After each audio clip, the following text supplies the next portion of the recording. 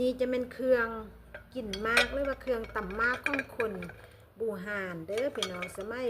ปูผู้เฒ่าผู้แก่เนาะ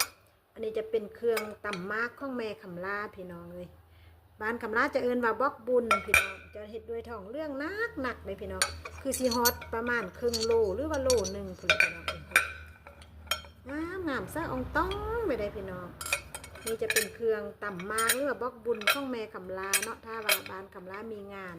ก้องครอบครัวปีใหม่ยังต่างๆคำลาก็จะเอาออกมาอนามัยผัดซี่เนาะแล้วก็จะเอาเมียนไปคือเก่านี่ก็ถือว่าเป็นสมบัติชิ้นสุดท้ายของแม่คำลาที่ว่าให้คำลาเอาไว้เนาะไอ้น้องแต่ละคนเพิ่นก็ยักใดแต่ว่าแม่บ่ให้พี่น้องเอาให้คำลาคนเดียวคำลาก็เอามาหักซ่าไว้เห็นบ่ปีได้คำลาก็จะอ้องมาเทื่อนึงมาผัดมาล้างเนาะ